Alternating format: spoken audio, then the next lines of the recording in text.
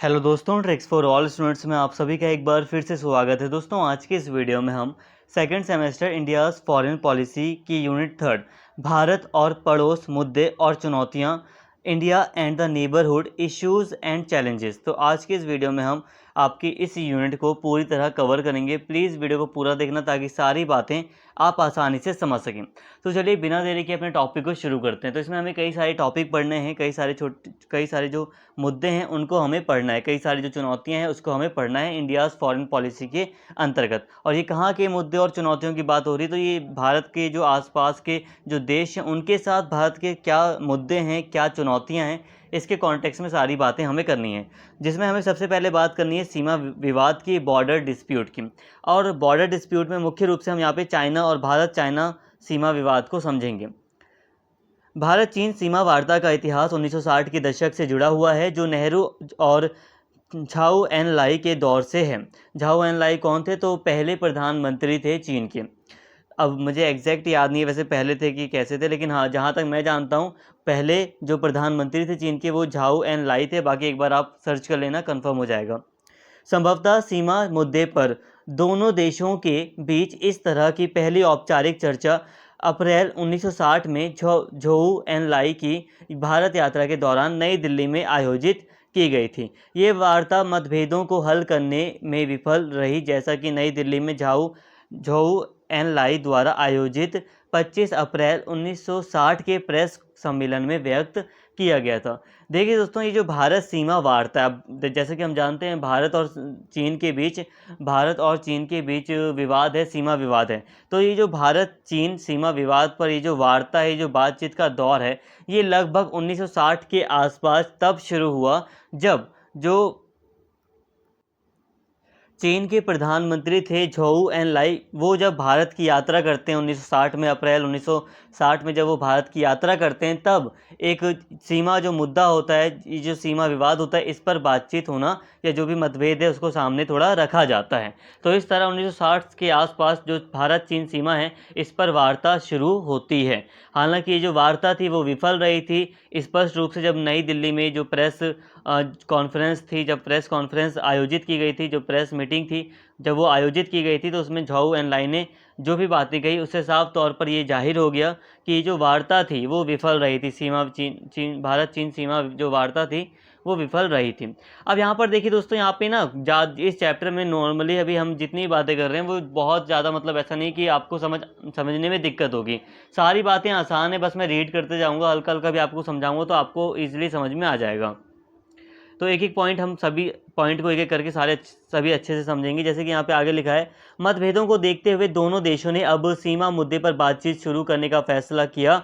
1960 में बीजिंग और रंगून में भी, रंगून कहाँ पर है? तो म्यांमार में है। बीजिंग कहाँ पर है? चाइना की राजधानी। तो रंगून में भी ऐसी दो चर्चाएं हुई सीमा, लेकिन दोनों देशों के बीच 1962 के युद्ध के प्रकोप ने अगले 2 दशकों के लिए सीमा मुद्दे पर चल रही वार्ता को रोक दिया। अब जैसा कि 1960 के दशक में फिर एक जो बातचीत होती है ये शुरू होती है। देखिए 1958 1959 जब तिब्बत पर बहुत ज़्यादा, मतलब जो एग्रेसिव रूप था चीन का देखा जाता है, चीन जो है वो तिब्बत पर कब्जा कर लेता है।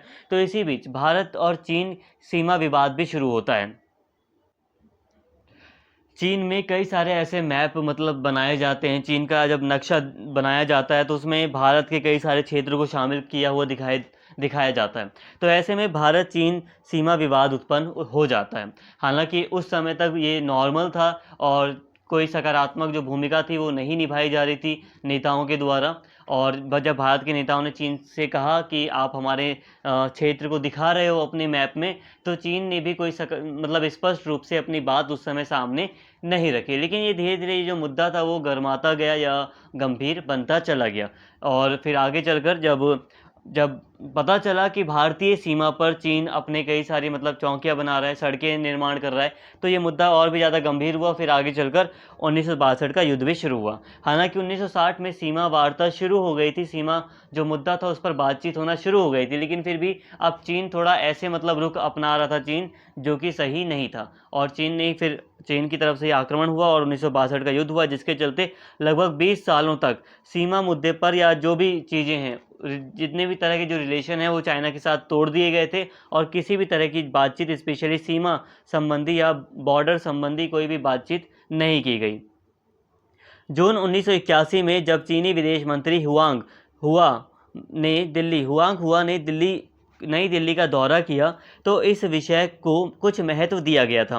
1981 से 1987 तक 7 और दौर आयोजित किए गए, लेकिन भारत चीन सीमा विवाद के समाधान के लिए सामान्य आकांक्षाओं को व्यक्त करने के बावजूद कुछ भी ठोस हासिल नहीं हुआ या सहमति नहीं बनी। तो देखिए दोस्तों, फिर एक लंबे समय बाद फिर 1981 में दोबारा से जब विदेश मंत्री आते हैं, चीन के विदेश मंत्री एक नई दिल्ली का दौरा करते हैं, तो उस समय तक कुछ हद तक फिर जो सीमा विवाद था इस पर वार्ता होना शुरू किया जाता है। ठीक है, फिर 7 दौर की वार्ता भी चलती है इस टाइम पीरियड के बीच में, लेकिन अभी तक कोई ठोस कदम या कोई सहमति हासिल नहीं की जाती है। सीमा विवाद ने फिर से ध्यान आकर्षित किया जब दोनों देश इस मुद्दे को हल करने के लिए 1988 में संयुक्त कार्य समूह बनाने पर सहमत हुए। 1988 से 2003 तक JWUG तंत्र के तहत लगभग 15 दौर की वार्ताएं शुरू की गई। विश्वास बहाली के उपायों CBM ने JWUG की शुरुआती वार्ता के एजेंडे को प्रभावित किया, लेकिन 1999 के बाद वास्तविक नियंत्रण रेखा LAC के स्पष्टीकरण पर ध्यान केंद्रित किया गया। देखिए दोस्तों, आगे अगर हम देखें तो यहाँ पर अभी तक कोई एक सहमति वगैरह नहीं बनी, सीमा विवाद को हल करने से संबंधित कोई ठोस कदम नहीं उठाया जा सका। लेकिन फिर आगे चलकर कई और भी चीज़ें यहाँ पर दिखाई देती हैं, जैसे कि 1988 में एक सकारात्मक कदम उठाते हुए दोनों ही देश संयुक्त कार्य समूह बनाने पर बल देते हैं, जिसमें मतलब दोनों के प्रतिनिधि कार्य करेंगे या संयुक्त रूप से थोड़ा मतलब सीमा विवाद हल करने का प्रयास किया गया। 1988 से 2003 तक JWUG, ये जो JWUG तंत्र है, ये जो संयुक्त कार्य समूह था, ये इसके तहत लगभग 15 दौर की वार्ताएं आयोजित की गई। मतलब इस ग्रुप के तहत लगभग 15 बार या 15 दौर की, 15 बार नहीं, 15 दौर की, मतलब एक दौर का मतलब होता है जैसे कि कुछ दिनों तक वार्ताएं चल रही हैं लेकिन कोई डिसीज़न नहीं निकला या कोई डिसीज़न नहीं लिया जा सका, तो वार्ता को रद्द करके फिर कुछ समय का गैप हो गया, फिर वार्ता शुरू की गई। ठीक है, ऐसा होता है। तो 15 दौर की वार्ताएं शुरू की गई और इसके बाद फिर एक जो अगला मतलब पहलू दिखाई दिया, वो दिखाया 1999 के बाद दिखाई दिया। वो क्या दिखाई दिया? वो ये दिखाई दिया कि जो सीमा विवाद था पहले, अब उसको LAC है उस पर ज़्यादा ध्यान दिया जाने लगा। जैसे कि जो लाइन ऑफ एक्चुअल कंट्रोल है, अब इस पर ज़्यादा स्पष्टीकरण दिया जाने लगा। देखिए, कहने का मतलब यह है कि बहुत सारा जो क्षेत्र है भारतीय, वो चाइना के हाथों में है, लेकिन फिर भी आगे चलकर 1999 में क्या हुआ कि जो जैसे कि मैकमोहन रेखा है या जो वास्तविक जो हमारी नियंत्रण रेखा है, वास्तविक एक मिनट साइड रखिए, जो मतलब हमारी जो सीमा रेखा है भारत और चाइना के बीच में, उस पर बात करने की बजाय अब थोड़ा ज़्यादा जोर दिया गया LAC पर। LAC का मतलब ये हुआ कि अभी वर्तमान में जो भारत के पास जो क्षेत्र है और जो वर्तमान में चाइना के पास जो क्षेत्र है, इसको पहले स्पष्ट किया जाए, क्योंकि चाइना अब भी LAC में भी दखल देता है। भारत जहाँ तक सीमित है वहाँ तक तो है भारत, लेकिन वहाँ पर भी दखल देता है। अब कई सारे जो भारतीय क्षेत्र हैं वहाँ पर भी चाइना आए दिन हमें कभी ना कभी इंफॉर्मेशन मिलती है कि एग्रेसिव रूप उसका दिखाई देता है, उसकी विस्तारवादी नीतियां हमें दिखाई देती हैं। तो LAC पर ज़्यादा अब ध्यान दिया जाने लगा कि जो पहले भाई जो हमारे वर्तमान जो मतलब जगहें हैं, अभी हम कहाँ पर हैं 1962 के बाद, जो अभी हमारी जो स्थिति है वो पहले बनी रहनी चाहिए। मतलब ये है कि पहले आप LAC को स्पष्ट करो, उसके बाद जो हमारा क्षेत्र आपके कब्जे में है हम उस पर भी बात करेंगे, लेकिन पहले LAC, वर्तमान समय में जो चीनी सैनिक अगर यहाँ पर हैं तो वो यहीं पर रहेंगे, इससे आगे नहीं बढ़ें। ठीक है, या वर्तमान समय में ये क्षेत्र अगर चीन के पास है तो अगर चीन पहले इसको स्पष्ट करे और उसके बाद आगे ना बढ़े बिल्कुल भी। मतलब विस्तारवादी नीति जो चीन के द्वारा की जाती है या जो LAC है, इस पर ज़्यादा ध्यान दिया गया। प्रधानमंत्री अटल बिहारी वाजपेयी की चीन यात्रा के बाद 2003 में दोनों देशों के बीच सीमा वार्ता को विशेष प्रतिनिधि SR के मौजूदा तंत्र में बदल दिया गया। मतलब एसआर विशेष प्रतिनिधियों की बैठक के रूप में बदल दिया गया। अब जो वार्ताएं हो रही थी, सीमा वार्ताएं, उसको एसआर के द्वारा बदल दिया गया। ये भी एक तंत्र कह लो, एक ग्रुप कह लो, जिसके द्वारा सीमा विवाद के ऊपर वार्ताएं या बातचीत की जाती है। इस बीच 1993 का सीमा शांति और शांति समझौता BPTA, ठीक है, ये भारत और चाइना के बीच में एक शांति समझौता हुआ है सीमा को लेकर। तो दोनों देशों के बीच बातचीत के माध्यम से द्विपक्षीय रूप से समस्याओं को हल करने के लिए एक बड़े ढांचे के रूप में रहा। मतलब एक द्विपक्षीय रूप में आमने सामने बैठकर चाइना और भारत ने इस शांति समझौते को अंजाम दिया है। सीमा शांति और शांति समझौता, ये BPTA कहते हैं नॉर्मली से। तो जो भी समस्याएं हैं उनको हल करने के प्रयास स्वरूप इसको किया गया था।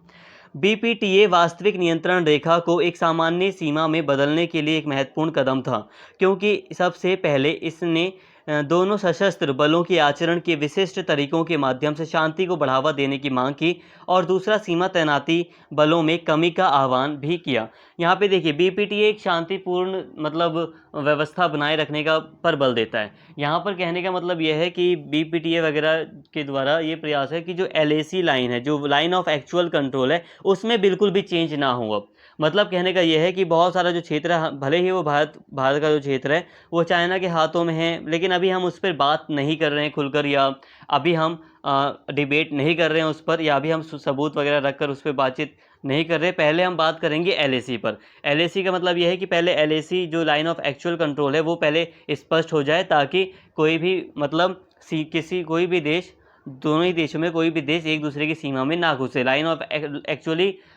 ऑफ एक्चुअल कंट्रोल को पहले कोई भी ना छेड़े, तो ये इस पर ज़्यादा बल दिया गया है। अब देखिए दोस्तों, अब भारत और चीन सीमा विवाद में क्या मुख्य मुद्दे हैं, तो अगर मैं आपको नॉर्मली समझाऊं तो देखिए, भारत और चाइना के बीच में जो मुद्दे हैं वो ये है कि एक मैकमोहन रेखा है। मैकमोहन रेखा अपनी, देखो, जब अंग्रेज थे तो अंग्रेज़ों के द्वारा तिब्बत था, भारत था, तो ऐसे में मैकमोहन रेखा के द्वारा तिब्बत और भारत की जो लाइन थी, इसको मतलब पूरी तरह खींचा गया था। जो भी मतलब सीमा थी भारत की, उसको तय किया गया था उस टाइम पर। मैकमोहन रेखा उसको कहा जाता है। मैकमोहन रेखा भारत और तिब्बत को बांटती है। मतलब भारत और तिब्बत के बीच की जो रेखा है वो मैकमोहन रेखा है। लेकिन जैसा कि हम जानते हैं कि जो चाइना है वो तिब्बत पर पूरा मतलब कब्जा कर लेता है, तिब्बत पर पूरा कब्जा कर लेता है। तो जो मैकमोहन रेखा है वो पूरी तरह चाइना से अब हमारी टच हो रही है। अब चाइना इस मैकमोहन रेखा को साफ तौर पर अस्वीकार करता है। वो कहता है कि ये औपनिवेशिक रेखा थी, और हमारा बहुत सारा जो एरिया है, स्पेशली अरुणाचल प्रदेश वगैरह का जो एरिया है, उसको चाइना साउथ तिब्बत का हिस्सा कहता है और अपना चाइना का पार्ट कहता है। तो इस तरह चाइना जो है वो मैकमोहन रेखा को नहीं मानता। और दूसरी तरफ भारत मैकमोहन रेखा की ही बात करता है, क्योंकि लंबे समय से भारत और तिब्बत या भारत और चाइना के बीच मैकमोहन रेखा एक निर्धारक रेखा रही है। तो भारत सदा ही मैकमोहन रेखा को मानता रहा है, और ये भारत की संप्रभुता के लिए भी आवश्यक है। इसके साथ ही भारत 1962 में चीन के साथ युद्ध हार जाता है, जिसमें युद्ध तो होता ही है, लेकिन ये भारत पर चीन के द्वारा युद्ध थोपा गया था। भारत युद्ध करने के लिए तैयार नहीं था, तो चीन के द्वारा आक्रमण किया गया था। और चीन के द्वारा सबसे बड़ी यहाँ पे ये बात हुई थी इस युद्ध में, कि चीन के द्वारा भारत का एक बहुत बड़ा हिस्सा चीन ने अपने कब्जे में ले लिया था, जो कि भारत की संप्रभुता पर एक बहुत बड़ी चिंता है। एक बहुत बड़ी मतलब कह सकते हैं कि एक बहुत बड़ा मतलब बहुत बड़ी बात थी भारत के लिए। और आगे भी अब ऐसी गतिविधि चीन के द्वारा की जा सकती है, तो इसलिए ये भी चिंता का विषय है कि आगे भी चीन ऐसा कोई विस्तारवादी नीति के अंतर्गत धोखा दे सकता है। तो इस तरह ये दोनों ही जो मेन मुद्दे मैंने आपको बताए, ये दोनों ही बहुत बड़े ही सीमा मुद्दे हैं। ये बहुत ही बड़े सीमा विवाद का कारण है भारत और चीन के बीच में। और अभी क्या हो रहा है, मतलब अभी तो फिर से सीमा वार्ताएं हो रही हैं, लेकिन फिर अभी हम कुछ दशकों पहले देखें, 1980 के बाद अगर हम बात करें, तो सीमा विवाद को थोड़ा साइड रखने का प्रयास किया गया था भारत और चाइना के द्वारा, ताकि जो व्यापार वगैरह है उसको आपस में बढ़ाया जा सके। तो दूसरे मुद्दों पर संबंध बनाने के लिए, आर्थिक मुद्दों पर संबंध बनाने के लिए थोड़ा सीमा विवाद को थोड़ा साइड भी रखा गया था। हालांकि फिर से अब सीमा विवाद पर काफ़ी वार्ताएं हो रही हैं। 2003 की सीमा वार्ता के बाद से विशेष प्रतिनिधि ने भारत चीन द्विपक्षीय संबंधों में महत्वपूर्ण भूमिका निभाई है। पिछले कुछ वर्षों में उन्होंने दोनों के बीच 4057 किलोमीटर लंबी वास्तविक नियंत्रण रेखा पर किसी भी बड़ी हिंसा को रोकने में मदद करने में महत्वपूर्ण भूमिका निभाई है। मतलब सीमा जो वार्ताएं हो रही हैं, इससे थोड़ा फ़ायदा ये हुआ है कि जो झड़पें होती थी, जो मतलब संघर्ष होते थे, वो थोड़े कम हुए हैं। हालांकि एक यहाँ पे आप फेज़ ये भी देखोगे कि 2015 के बाद अगर हम देखें तो कुछ झड़पें ज़्यादा बढ़ गई हैं। गलवान घाटी में या लद्दाख में हमें ऐसी सारी जो झड़पें हैं भारत और चीन के सैनिकों के बीच में ये देखने को मिलती हैं। बहरहाल सीमा पर सापेक्ष स्थिरता बनाए रखने में सीमा वार्ता की भूमिका बहुत महत्वपूर्ण रही है। पिछले कुछ वर्षों में एसआर वार्ता मतलब वही है जो 2003 में स्थापित किया गया था, वार्ता करने के लिए ग्रुप कह लो इसे आप। सीमा मुद्दों पर दोनों देशों के बीच कुछ समझौतों तक पहुंचने में सक्षम रही है। पिछले साल 2017 में यहाँ पे पिछले साल गलत होगा, ये एरर है, ठीक है, पिछले साल मत लिखना आप। जुलाई 2017 में दोनों देशों के बीच डोकलाम गतिरोध के दौरान भारत ने सिक्किम सेक्टर में भारत चीन सीमा संरेखण पर विशेष प्रतिनिधियों जो स्पेशल रिप्रेजेंटेटिव्स हैं, एसआर हैं, के बीच 2012 के लिखित संवाद का लगातार उल्लेख किया है, जिसमें मौजूदा यथास्थिति को एक तरफा तरीके से बदलने के चीनी पक्ष के प्रयासों पर आपत्ति जताई गई है। मतलब भारत और चीन के बीच में ऐसी कई सारी वार्ताएं हुई हैं जिसमें स्पष्ट कहा गया है जो एलएसी है, जो एलएसी पर स्थिति है, उसको वैसा का वैसा बनाए रखा जाए, उसको ना छेड़ा जाए। मतलब चीज़ें हमारे बीच और भी ज़्यादा उग्र हो सकती हैं अगर एलएसी को छेड़ा जाएगा या जो यथास्थिति है उसको बदला जाएगा एक पक्ष के द्वारा, ठीक है। तो एक पक्ष के द्वारा अगर बदला जाएगा तो ये संघर्ष का कारण बन सकता है, और डोकलाम विवाद में यही हुआ था, चीन अपनी सीमा को बदलने का प्रयास कर रहा था। तो ये सारी जो मुद्दे थे वो आपको मैंने बता दिए। इसके साथ ही लद्दाख के हमले को हम नहीं भूल सकते, लद्दाख में जो संघर्ष हुए थे, गलवान घाटी में हम नहीं भूल सकते। इसके अलावा और भी कई सारी झड़पें हाल के ही कुछ वर्षों में दिखाई देती हैं। तो दोस्तों यहाँ पे हमने सीमा विवाद के अंतर्गत भारत और चीन को समझ लिया। भारत और चीन के बीच में कैसा सीमा विवाद है, इसे नॉर्मली आप हल्का हल्का भी समझ सकते हैं, क्योंकि ऑलरेडी मैंने जो चाइना और भारत की जो वीडियो आपको मतलब चाइना और भारत के जो रिलेशन से संबंधित जो आपको वीडियो प्रोवाइड की है ऑलरेडी, उसमें मैंने कई सारी बातें की हैं सीमा विवाद से संबंधित, तो वो सारी बातें भी आप ऐड कर सकते हो, कोई दिक्कत नहीं होगी। इसके बाद मैं थोड़ा बात करूँ यहाँ पर भारत और बांग्लादेश के कॉन्टेक्स्ट में। तो जैसे कि हम जानते ही हैं कि भारत और बांग्लादेश का जो संबंध रहा है, वो पूरा जो इतिहास रहा है वो एक रहा है। 1947 से पहले बांग्लादेश पूरी तरह भारत का अभिन्न हिस्सा रहा था। फिर 1947 में जो बांग्लादेश है वो पूर्वी पाकिस्तान के रूप में पहचाना गया जब भारत का बंटवारा होता है तो। लेकिन फिर हम ये भी देखते हैं फिर बांग्लादेश में कई सारी मतलब अस्थिरता आती है, राजनीतिक अस्थिरता के कारण बांग्लादेश एक स्वतंत्र देश के रूप में 1971 में सामने आता है, और एक स्वतंत्र देश के रूप में बांग्लादेश सामने आता है। लेकिन इससे पहले हमें जाना पड़ेगा, क्योंकि सीमा विवाद शुरू होता है जब भारत पाकिस्तान का बंटवारा हुआ था। जैसे कि भारत और पाकिस्तान का जब बंटवारा हुआ तो दो देश स्वतंत्र रूप से सामने आए, भारत और पाकिस्तान। लेकिन पाकिस्तान के दो टुकड़े थे उस समय, जो पाकिस्तान था वो दो रूप में बटा हुआ था। एक था पूर्वी पाकिस्तान, जिसे आज हम बांग्लादेश कहते हैं, और एक था पश्चिम पाकिस्तान, जिसे हम पाकिस्तान कहते हैं सिर्फ, ठीक है। तो देखिए, जो पूर्वी पाकिस्तान है यानी कि बांग्लादेश जो था, इसको ये जो पाकिस्तान और भारत की जो सीमा रेखा तय की गई थी वो रेड क्लिफ के द्वारा की गई थी, ठीक है। जो ब्रिटिश सरकार के द्वारा जो नियुक्त अधिकारी थे जिन्होंने सीमा संरेखण जो आयोग था उसका नेतृत्व किया, वो थे सर सिरिल रेडक्लिफ। अब ये जो व्यक्ति थे, ये इससे पहले कभी भारत आए भी नहीं थे, तो आप समझ सकते हैं इनको इतना ज़्यादा तजुर्बा नहीं रहा होगा जितना होना चाहिए था एक बॉर्डर निर्धारित करने वाले व्यक्ति को। तो इन्होंने भारत और पाकिस्तान के बीच की सीमा रेखा खींची थी। अब ऐसे में इन्होंने क्या गलती कर दी बांग्लादेश के कॉन्टेक्स्ट में? गलती ये कर दी कि बहुत सारे जो क्षेत्र थे जो मुस्लिम बहुल थे, उसे बहुत सारे जो क्षेत्र थे उसे भारत में शामिल किया, और बहुत सारे जो हिंदू क्षेत्र थे उसे बांग्लादेश में शामिल कर लिया, मतलब पाकिस्तान में शामिल कर लिया। तो ऐसे यही दिक्कत हो गई थी कि जो मुस्लिम बहुल गांव थे, कुछ मुस्लिम बहुल जो गांव थे वो भारत में रह गए थे, या हिंदू बहुल जो गांव थे वो बांग्लादेश में चले गए थे। तो ये थोड़ा सा सीमा विवाद हो रहा था कि बांग्लादेश की तरफ से कहा जा रहा था कि ये हिस्सा हमारा होना चाहिए, उस समय पूर्वी पाकिस्तान कह सकते हो आप, ठीक है। इसके बाद भी सीमा विवाद थोड़ा ज़्यादा था बांग्लादेश के साथ, कई सारे मुद्दे थे इसको लेकर। लेकिन इसे हम आगे देखते हैं, फिर जो करंट गवर्नमेंट है इसके द्वारा फिर क्या किया जाता है, 1916 के आसपास बांग्लादेश के साथ समझौता होता है, और कई सारे जो भारतीय क्षेत्र थे वो बांग्लादेश को सौंप दिए जाते हैं, और कई सारे क्षेत्र भारत में शामिल कर लिए जाते हैं। मतलब सीमा से संबंधित जो डिबेट थी, जो मुद्दा था, जो बहस थी, उसको हल करने का काफ़ी सकारात्मक प्रयास भारत और बांग्लादेश के द्वारा किया जाता है। और सीमा विवाद काफ़ी हद तक कम हुआ है आज के टाइम पर। अगर हम देखें तो सीमा विवाद भारत और बांग्लादेश के बीच काफ़ी हद तक कम हुआ है। हालांकि दूसरे कई सारे मुद्दे हैं जिसको लेकर भारत और बांग्लादेश में भी कभी कभी संबंधों में खटास पैदा होती है। तो यहाँ पे हमने अभी बात कर ली सीमा विवाद की, तो भारत और चाइना के बीच सीमा विवाद कैसा है इसको मैंने आपको बता दिया।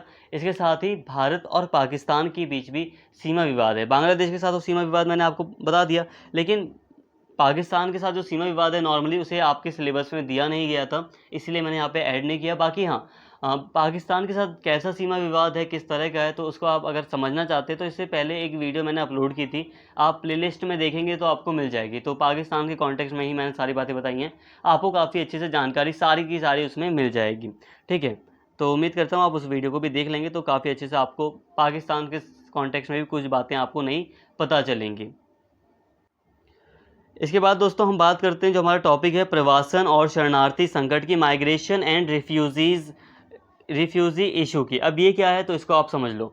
प्रवासन मतलब आपको पता ही होगा, प्रवास करना, एक देश से दूसरे देश में बसना या दूसरे देश से किसी अलग देश में बसना, तो ये होता है प्रवासन।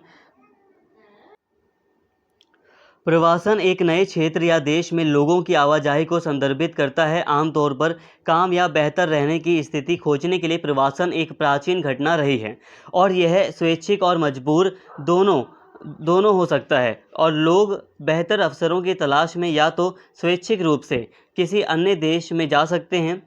आमतौर पर प्रवासन बलपूर्वक होता है और इस विशाल पैमाने पर प्रवास के पीछे प्रमुख कारण अक्सर गरीबी, हिंसा, युद्ध से बचने के लिए होते हैं या राजनीतिक नरसंहार और मानवाधिकारों के दुरुपयोग से बचने के लिए होते हैं।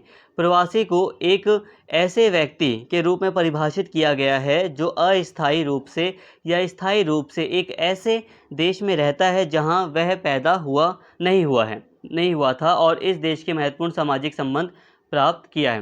यहाँ पे बात को समझिए। देखिए दोस्तों, प्रवासन नॉर्मली प्रवासन स्वैच्छिक भी होता है, मजबूरी में भी होता है। कई बार प्रवासन का मतलब यही है कि जब आप अपना देश छोड़कर किसी दूसरे देश में बस जाते हैं, किसी दूसरी जगह पर बस जाए, तो इसे हम नॉर्मली प्रवासन कहते हैं, माइग्रेशन कहते हैं। ठीक है, अब माइग्रेशन मजबूरी में भी होता है, स्वैच्छिक भी होता है। जैसे कि आपको कोई अच्छा ऑफर मिल गया, जैसे कि आज मान लीजिए आप भारत में हैं, अब आपको कभी अच्छा ऑफर मिल गया तो हो सकता है आप किसी दूसरी कंट्री के लिए भी सर्व करने को तैयार हो जाएं, तो ये होता है। तो आप अपनी मर्जी से कर रहे हैं, ठीक है, यहाँ पर, तो ये आपका स्वैच्छिक प्रवासन होगा। लेकिन कई बार मजबूरी में प्रवासन होता है। जैसे कि मान लीजिए अगर आप म्यांमार के निवासी हैं और म्यांमार में एक तानाशाही सरकार है और आप वहाँ पे तंग आ गए हैं या सरकार आप पे जुल्म ढा सकती है, आपको ऐसा लग रहा है कि वहाँ पे आपको किसी भी प्रकार की आज़ादी नहीं मिल रही है, डर है आपको कि आपके साथ कुछ गलत हो सकता है, तो भी आप भाग कर या जल्दी से ही आप वो देश छोड़कर किसी दूसरे देश में बस जाते हैं, भारत में आ जाते हैं, बांग्लादेश में चले जाते हैं, किसी भी अन्य देश में बस जाते हैं, तो ये भी प्रवासन कहलाएगा। लेकिन ये मजबूरीवश प्रवासन होता है। ठीक है, कई बार लोग शांति की तलाश में अपना देश छोड़ देते हैं, गरीबी के कारण छोड़ देते हैं, हिंसा के कारण, युद्ध से बचने के कारण। अब मान लीजिए आप एक देश में कुछ खाने को नहीं बचा तो आप कहीं जाएंगे ना जहाँ पे आपको कुछ खाने को मिल जाए। हिंसा हो रही है, वायलेंस बहुत ज़्यादा है, आप कैसे रहेंगे भाई वायलेंस में?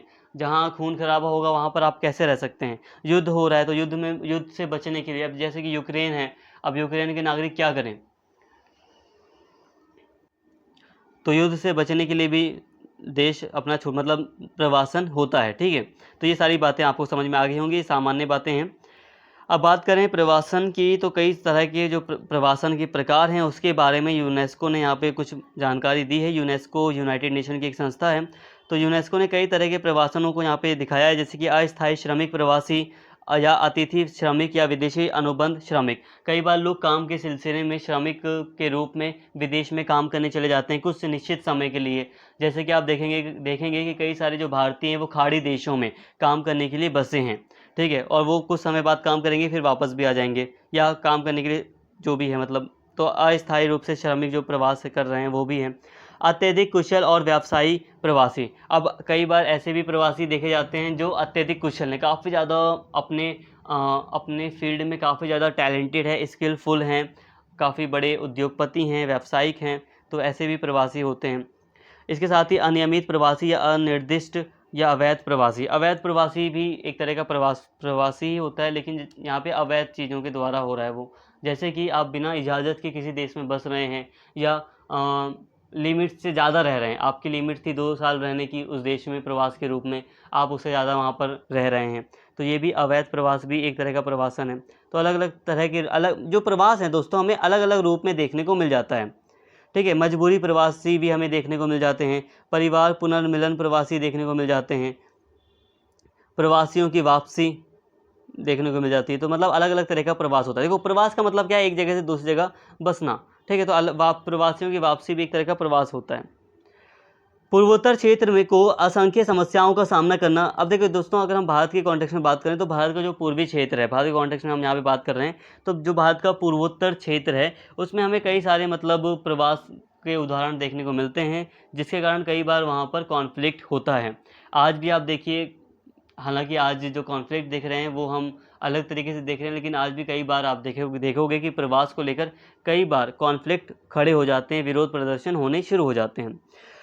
पूर्वोत्तर क्षेत्र को असंख्य समस्याओं का सामना करना पड़ता रहा है, और जिसमें सबसे महत्वपूर्ण समस्याओं में से एक अप्रवासन समस्या रही है। अप्रवासन शब्द एक विदेशी देश में आने और निवास करने के रूप में परिभाषित किया गया है। वास्तविक व्यवहार में निवास भूमि के अलावा लाखों लोगों में अप्रवासन होता है, तो यह एक और स्वदेशी लोगों और दूसरी ओर अप्रवासियों के बीच आर्थिक, राजनीतिक और सामाजिक जनसांख्यिकीय के रूप में के सभी पहलुओं में गंभीर असंतुलन पैदा करता है। कहने का मतलब दोस्तों ये है, देखो अप्रवासन का मतलब है किसी विदेशी देश में बसना।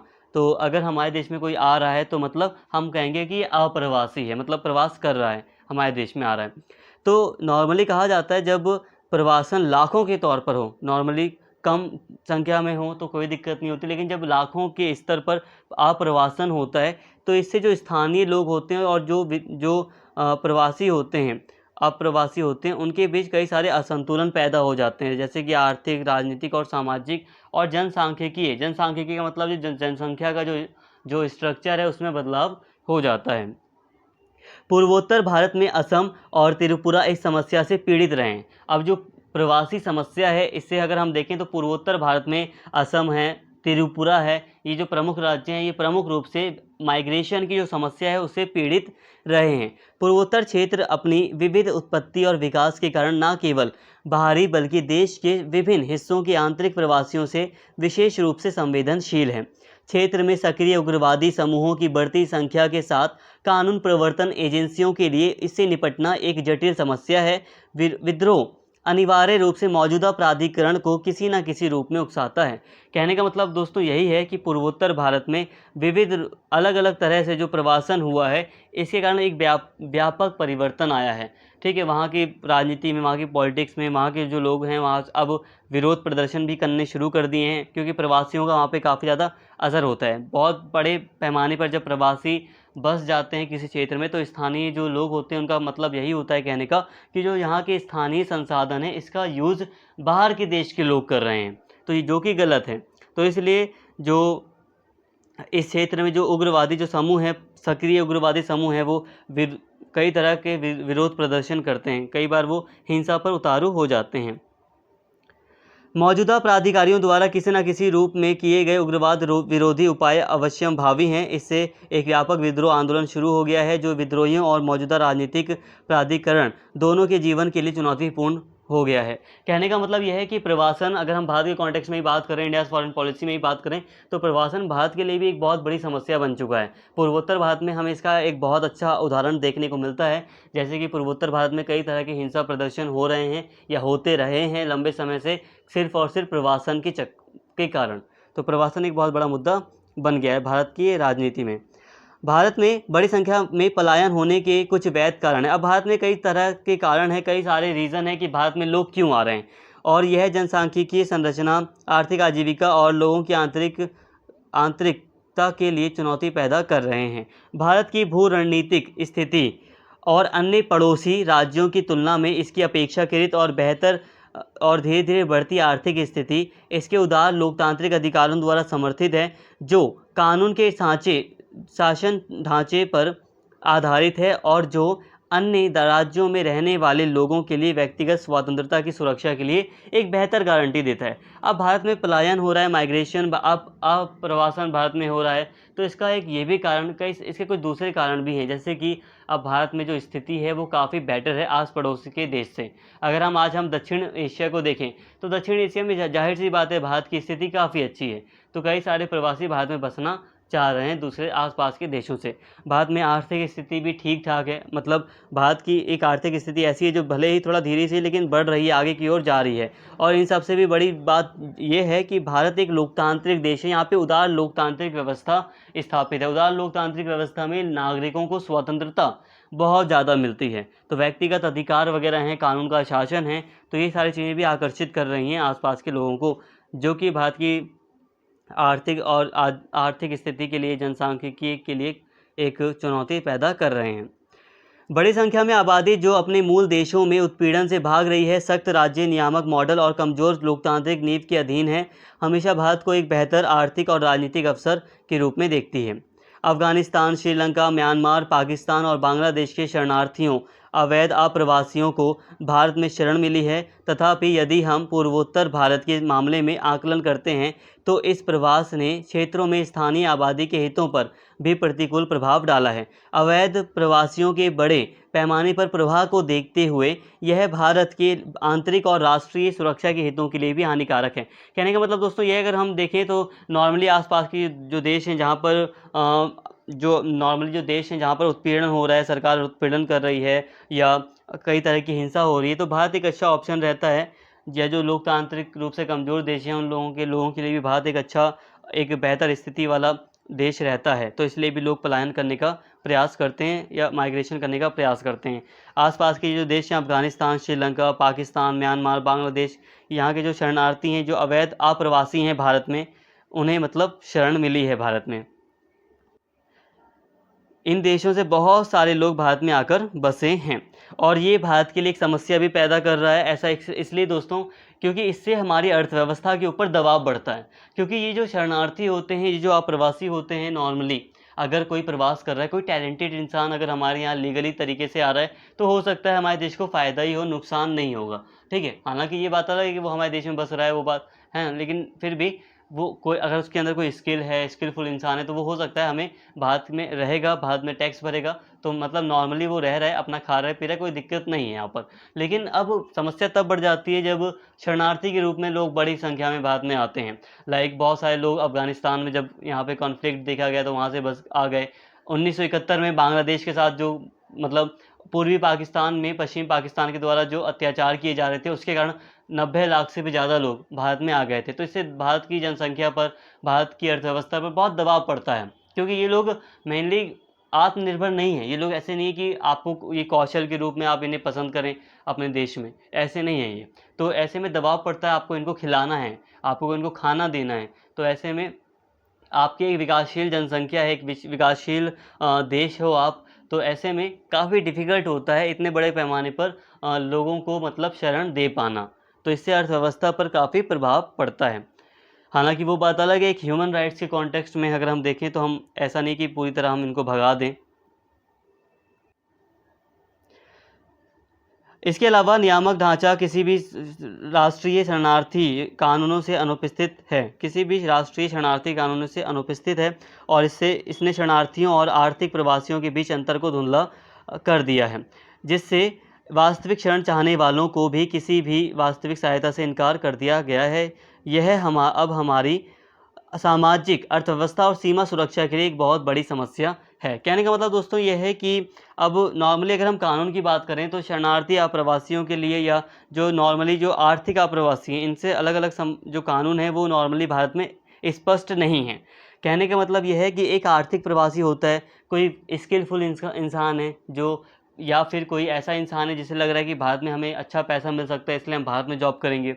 तो अगर वो भारत में आ रहा है तो ये आर्थिक प्रवासी की हुआ, ठीक है। लेकिन अब शरणार्थी भी भारत में आ रहे हैं, तो शरणार्थी और जो अप्रवासी है इसके अंतर को भारत में बहुत ही कम कर दिया गया है, इसमें ज़्यादा अंतर नहीं रहा है। अगर हम नॉर्मली जब हम प्रवासियों की बात करते हैं तो उसमें हम सबको ही गिन ले रहे हैं एक तरह से। अब शरणार्थियों को भी गिन लेते हैं, जो अपने आप जो मर्जी से आए हैं उनको भी हम गिन लेते हैं, मतलब जो काम करने आए हैं हम उनको भी प्रवासी के तौर पर गिन लेते हैं। यहाँ पर हमें थोड़ा डिफ्रेंशिएट करने की आवश्यकता है कि जो शरणार्थी के रूप में भारत में प्रवास कर रहे हैं वो अलग हैं और जो आर्थिक रूप से प्रवास कर रहे हैं वो अलग हैं।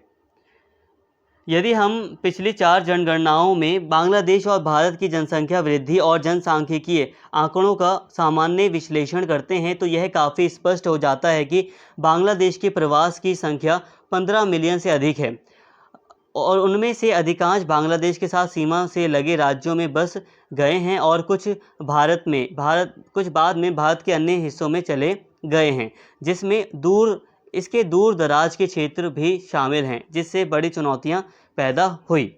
भारत के सीमावर्ती राज्यों में बड़ी संख्या में अवैध बांग्लादेशी अप्रवासियों की यह भारी आमद हमारे लिए एक बड़ी चुनौती साबित हुई है। इससे हमारे मानव संसाधन, अर्थव्यवस्था और राष्ट्रीय सुरक्षा पर गंभीर दबाव पड़ा है। जो बातें आपको बताई वही बात है यहाँ पर कि जैसे कि बांग्लादेश की अगर हम स्पेशली बात करें तो बांग्लादेश से बहुत सारे लोग भारत में बसे हैं। अब भारत में आसपास के जो स्टेट हैं बांग्लादेश से टच होने वाले, जैसे कि असम, त्रिपुरा, तो यहाँ पर बहुत सारे बांग्लादेशी बसे हुए हैं। इसके साथ ही बहुत सारे बांग्लादेशी भारत के बहुत अंदरूनी हिस्सों में भी, ये जो दूसरे राज्य हैं वहाँ तक भी चले गए हैं, वहाँ पर भी बस गए हैं, और जो कि भारत के लिए गंभीर समस्या है। गंभीर समस्या इसीलिए है क्योंकि इससे भारतीय अर्थव्यवस्था पर प्रभाव पड़ता है और मानव असुरक्षा भी पैदा होती है।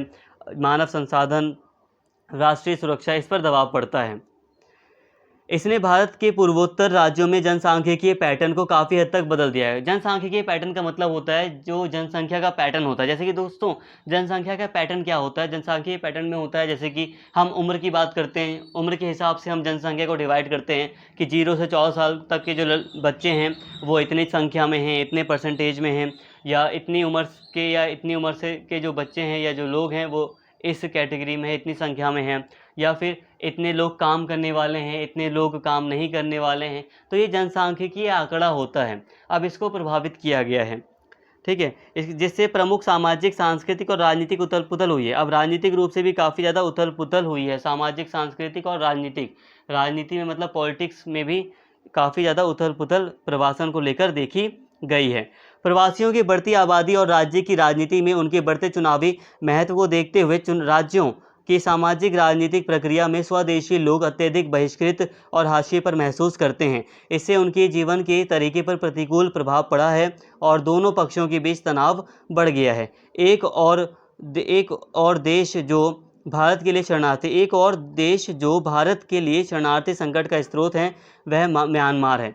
अब म्यांमार भी भारत के लिए एक थोड़ा शरणार्थी संकट का स्रोत है। बांग्लादेश एक बहुत बड़ा स्रोत है प्रवासन का भारत के लिए, जो कि एक शरणार्थी के रूप में बहुत बड़ा प्रवासन बांग्लादेश से होता है। इसके साथ ही म्यांमार से भी बहुत सारे लोग भारत में आते हैं। यहाँ पे बात को समझिए, यहाँ पे राजनीतिक कहा गया है। राजनीतिक रूप से भी देखा जाए तो प्रवासन का जो मुद्दा है वो काफ़ी ज़्यादा उथल पुथल वाला रहा है। अब स्थानीय जो लोग रहे हैं, कई बार क्या हो रहा है कि वोट की राजनीति के चक्कर में जो कई सारे जो शरणार्थी हैं उनको भी नागरिकता दे दी जा रही है, या कई बार पॉलिटिक्स के चक्कर में जो प्रवासी हैं उनके लिए अलग अलग नियम बनाने की बात की जा रही है। तो ये जो प्रवासन का मुद्दा है, इसे पॉलिटिक्स में वोट बैंक के जरिए के रूप में बहुत ज़्यादा इस पर बल दिया गया है। तो इससे क्या हुआ, इससे एट द एंड यही हुआ, जो प्रवासी हैं, जो स्थानीय लोग हैं, उनके बीच में संघर्ष हुआ है। बांग्लादेश की मैं बात करूं तो बांग्लादेश भी भारत के लिए एक शरणार्थी संकट का स्रोत है। रखाइन प्रांत में मुस्लिम अल्पसंख्यक समुदाय के रोहिंग्याओं को लंबे समय से म्यांमार में दूसरे दर्जे का नागरिक माना जाता रहा है। अब जो म्यांमार है, जो वहाँ पे मुस्लिम अल्पसंख्यक समुदाय है, जो जिन्हें नॉर्मली रोहिंग्यास वगैरह कहा जाता है, तो वो उन्हें म्यांमार में दूसरे दर्जे का नागरिक मतलब होता है एक समान नहीं माना जाता उन्हें, और उन्हें बांग्लादेश का अवैध प्रवासी भी माना जाता है म्यांमार में कि बांग्लादेश के ही ये लोग आए हैं, बांग्लादेश से ही अवैध रूप से वो म्यांमार में आए हैं, और इसलिए उन्हें नागरिकता से वंचित कर दिया गया है। इस मुद्दे ने कुछ चुनावी उद्देश्यों और छोटे लाभों के लिए भारत की घरेलू नीति में अपनी स्थिति प्राप्त की। कहने का मतलब यह है, अब म्यांमार में इतना ज़्यादा मतलब गलत हुआ है, एक तरह से समानता का दर्जा नहीं मिला, तो बहुत सारे जो रोहिंग्या थे वो बांग्लादेश और भारत में भागकर प्रवासी के रूप में आए हैं, ठीक है। तो ये भी एक संकट रहा है भारत के लिए, शरणार्थी संकट रहा है। तो यहाँ तक दोस्तों हमने बात कर ली यहाँ तक हमने बात कर ली प्रवासन और शरणार्थी संकट की। प्रवासन क्या है, माइग्रेशन क्या है, और ये जो रिफ्यूज़ी का जो इशू है वो क्या है, इसको हमने भारत के कॉन्टेक्स्ट में देख लिया, क्योंकि यहाँ पे सारी बातें इंडियाज़ फॉरेन पॉलिसी के कॉन्टेक्स्ट में हो रही है ना, तो इंडिया के कॉन्टेक्स्ट में तो हम मुख्य रूप से करेंगे। दोस्तों अब हम बात करते हैं एक्ट ईस्ट पॉलिसी भारत और पड़ोस। ठीक है, एक्ट ईस्ट पॉलिसी भारत की क्या है, तो सिंपल सी बात तो यहाँ पे मैं आपको बता दूं कि पूर्व की ओर देखो, लुक ईस्ट, मतलब भारत के पूर्व में जो कई सारे देश हैं जिनको भारत ने नॉर्मली पहले के टाइम पर ज़्यादा अहमियत नहीं दी, अब उन्हें भारत काफ़ी अहमियत देकर उनके साथ अच्छा रिलेशन बनाना चाह रहा है। इसके कई सारे कारण हैं जिन्हें हम आगे अभी समझ लेंगे, लेकिन अब हम टॉपिक को शुरू करते हैं। तो एक्ट ईस्ट पॉलिसी भारत और पड़ोस। कई लोगों के सुझावों के विपरीत दक्षिण एशिया और व्यापक हिंद महासागर क्षेत्र में भारत की प्रबलता का स्वर्ण युग कभी नहीं रहा। बिम्स्टेक, देखिए नॉर्मली अगर बात करें अगर हम, तो ऐसा नहीं कह सकते हम कि एक समय ऐसा था जिस समय भारत हिंद महासागर में भारत का स्वर्ण युग था। स्वर्ण युग का मतलब होता है ऐसा युग जिसमें भारत ही सबसे ज़्यादा हावी था, पूरा राज चलता था भारत का, तो ऐसा नॉर्मली नहीं रहा ऐसा कभी वक्त। बिम्स्टेक बांग्लादेश, बिम्स्टेक एक संस्था कह लो, एक ग्रुप कह लो, जिसमें बांग्लादेश, भारत, श्रीलंका, भूटान, नेपाल, म्यांमार और ये थाईलैंड 7 देश शामिल हैं। और इसमें भारत की रुचि ने संगठन को नई उम्मीदें दी है और यह हमारे समय की वास्तविकता को दर्शाता है। अब ये जो बिम्स्टेक है, ये जो ग्रुप है इन देशों का, 7 देशों का ये जो ग्रुप है, इसमें भारत ने एक रुचि व्यक्त की है, एक इंटरेस्ट दिखाया है, और ये भारत की वास्तविकताओं को थोड़ा दर्शाता है कि भारत थोड़ा अब आगे बढ़ा रहा है कदम। भारत बांग्लादेश की खाड़ी क्षेत्र में क्षेत्रीय कनेक्टिविटी, तटीय जहाजरानी, अंतरिक्ष ऊर्जा, परिवहन और पर्यटन को बढ़ावा देने के संदर्भ में सहयोग के नए स्तरों को स्थापित करने के लिए अपनी एक्ट नीति के उद्देश्यों के साथ संरेखण में बिम्स्टेक को एक प्रमुख कड़ी के रूप में देखता है। इस संगठन का भौगोलिक लाभ दक्षिण एशिया और दक्षिण पूर्व एशियाई देशों के बीच विवेकपूर्ण संबंध बनाना है। कहने का मतलब दोस्तों ये है कि ये जो संगठन है बिम्स्टेक, ये चाहता है कि जो दक्षिण एशिया है, ये जो दक्षिण पूर्वी एशियाई देश हैं, इनके बीच में एक अच्छा भौगोलिक संबंध स्थापित हो सके, एक सुरक्षा भी स्थापित हो सके। जैसा कि आप देख सकते हैं, जो हिंद महासागर का क्षेत्र है, इसमें चाइना अपने पैर पसार रहा है, चाइना काफ़ी हावी होने का यहाँ पर प्रयास कर रहा है। कई सारी चाइना की जो नीतियाँ हैं वो दर्शा रही हैं कि वो यहाँ पर अपना एक दबदबा बनाने की कोशिश कर रहा है। तो हम लोग चाहते हैं कि एक सुरक्षा स्थापित हो सके, इसलिए भी, और कुछ जैसे कि तटीय जहाजरानी है, कनेक्टिविटी स्थापित हो सके।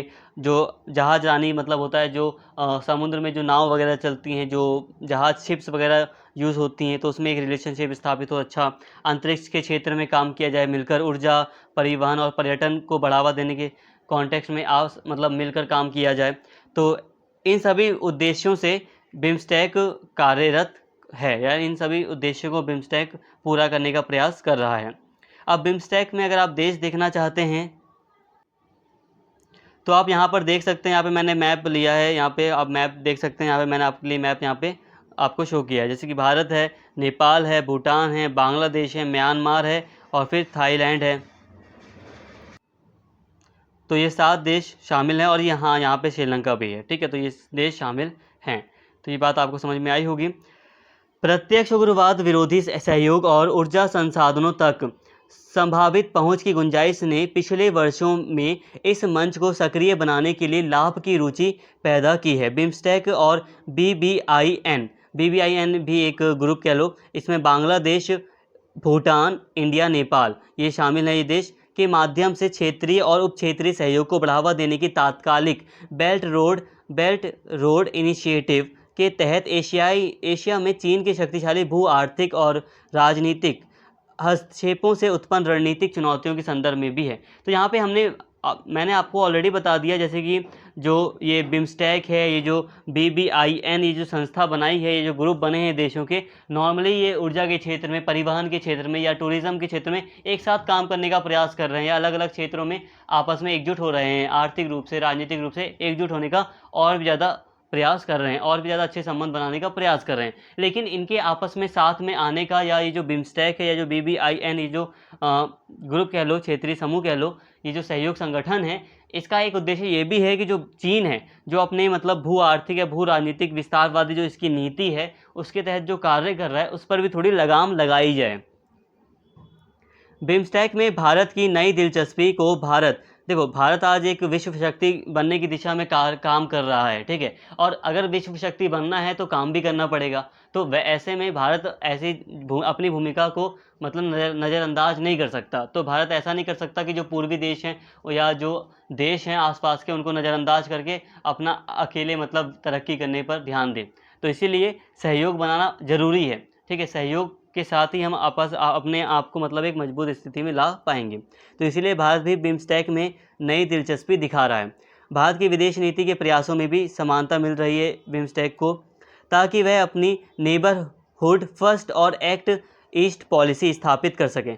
तो बिम्स्टेक में भारत जो नई दिलचस्पी दिखा रहा है, इसके तहत हम देख रहे हैं कि भारत प्रयास कर रहा है कि जो भारत की जो नेबरहुड फर्स्ट, जो आसपास के देश हैं उनको प्राथमिकता देने की जो नीति है, और जो लुक ईस्ट एक्ट ईस्ट जो पॉलिसी है कि पूरब की ओर देखो, तो इसको भी भारत स्थापित करने का प्रयास कर रहा है। यह गोवा में अक्टूबर 2016 में आयोजित ब्रिक्स बिम्स्टेक आउटरीच शिखर सम्मेलन में भी संबंधित है, जहां सदस्य देशों के नेताओं ने सामूहिक रूप से बिम्स्टेक को मजबूत और प्रभावी बनाने के लिए काम करने का वचन दिया। अब 2016 में एक मीटिंग हुई थी, तो उसमें सदस्य देशों ने आपस में संबंधों को, या जो बिम्स्टेक है इसको और भी मजबूत और प्रभावी बनाने के लिए काम करने के लिए वचन दिया। गोवा में बिम्स्टेक नेताओं की बैठक में उनके संयुक्त बयान में इस बात पर जोर दिया गया था कि भौगोलिक निरंतरता, प्रचुर मात्रा में प्राकृतिक और मानव संसाधन, समृद्ध ऐतिहासिक संबंध और साझा विरासत भी बिम्स्टेक को हमारे क्षेत्र में शांति, स्थिरता और समृद्धि को बढ़ावा देने के लिए आदर्श मंच प्रदान करेगी। कहने का मतलब यह है कि आपस में ये जो बिम्स्टेक के जो देश हैं, इन्होंने मतलब प्रयास किया कि हम लोग मानव संसाधन जो है इसका अच्छे से यूज़ हो, मानव संसाधन को विकसित बनाएं, प्राकृतिक मानव संसाधन है जो, इन पर ध्यान दें, या जो समृद्धि है इस पर हम मतलब साथ में काम करने का प्रयास करेंगे, और हमारा जो ऐतिहासिक संबंध है इसको भी हम ध्यान में रखेंगे, और भौगोलिक रूप से संबंध को और भी ज़्यादा मजबूत करने का प्रयास करेंगे। जोग्राफिकल जो रिलेशन है हमारे, उसको और भी ज़्यादा मजबूत करेंगे।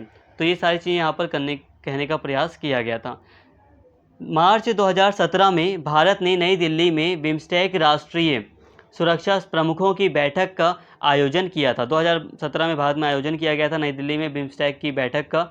राष्ट्रीय सुरक्षा जो प्रमुख थे उनकी बैठक हुई थी। इस संगठन की 20वीं वर्षगांठ पर प्रधानमंत्री नरेंद्र मोदी ने बिम्स्टेक को भारत के पूर्व की ओर जुड़ाव के लिए प्राकृतिक मंच के रूप में भी वर्णित किया। प्राकृतिक मंच के रूप में पीएम मोदी ने कहा कि बिम्स्टेक एक प्राकृतिक मंच है भारत के लिए। प्राकृतिक का मतलब क्या होता है? प्राकृतिक का मतलब अलग अलग कॉन्टेक्स्ट में थोड़ा अलग अलग होता है, लेकिन यहाँ पर मतलब है स्वाभाविक। मतलब भारत के लिए प्राकृतिक है, मतलब बनावटी नहीं है। भारत के लिए स्वाभाविक है कि भारत ईस्ट की ओर, पूरब की ओर देखे। तो ये ऐसा भारत ने कहा। तो मतलब भारत ने ऐसा कहने का प्रयास किया कि भारत का स्वाभाविक रूप से इनके साथ जुड़ना तय है, और इन देशों का भी एक तरह से भारत के साथ जुड़ाव होना चाहिए, क्योंकि हमारा एक साझा इतिहास भी तो रहा है, हमारा ऐतिहासिक रूप से संबंध भी रहे हैं, और आसपास के हम देश हैं, शांति रही है हमारे बीच में। ऐसा नहीं कि हमने युद्ध वगैरह किया है आपस में। नॉर्मली इन सातों देशों के बीच में ऐसा कोई युद्ध भी नहीं है ना, ऐसा कोई बहुत बड़ा संघर्ष भी नहीं है। तो काफ़ी ज़्यादा मतलब रिलेशन को मजबूत बनाने के लिए भारत ने अपनी तरफ से काफ़ी ज़्यादा यहाँ पर बल दिया है। तो दोस्तों, यहाँ इस तरह हमने पूरी तरह जो आपको पढ़ना था सारी बातें हमने कवर कर ली हैं। और अगर आप चाहो तो अगर आप पाकिस्तान वाला जो मैंने आपको वीडियो ऑलरेडी प्लेलिस्ट में प्रोवाइड कराई है, अगर आप उसे भी देख लोगे तो हो सकता है आपको और भी चीज़ें समझ में आ जाएं, जैसे कि पाकिस्तान के साथ क्या सीमा विवाद है। कई बार सीमा जो पार जो आतंकवाद है, इसको भी एक महत्वपूर्ण टॉपिक मान लिया जाता है, तो उसको वो भी आप पढ़ लोगे। वैसे वाली वीडियो पूरी तरह आपकी यूनिट को ख़त्म कर रही है। सिलेबस के अकॉर्डिंग अगर हम देखें तो पूरी तरह आपकी जो यूनिट 3 थी, या जो भी आपकी यूनिट थी भारत और पड़ोस मुद्दे और चुनौतियां से संबंधित, ये पूरी तरह ख़त्म होती है यहाँ पर। आई होप सारी बातें आपको समझ में आ गई होंगी। कोई भी डाउट है तो यही कहूँगा, एक बार वीडियो को दोबारा देख लो। नहीं तो आप ये काम कर सकते हो कि जितनी भी बातें मैंने आपको समझाई, ज़रूरी नहीं कि आप सारी बातें रटो। नॉर्मली जितनी आपको बात में समझ में आई है, आप उसको ही थोड़ा याद रखें, और यही आपके लिए इनफ भी होगा। उम्मीद करता हूँ वीडियो आपको पसंद आई होगी। अगर वीडियो अच्छी लगी हो तो प्लीज़ चैनल को सब्सक्राइब कर लें, वीडियो को लाइक करें, शेयर करें, और कमेंट करके अपना फीडबैक ज़रूर दें। Thank you.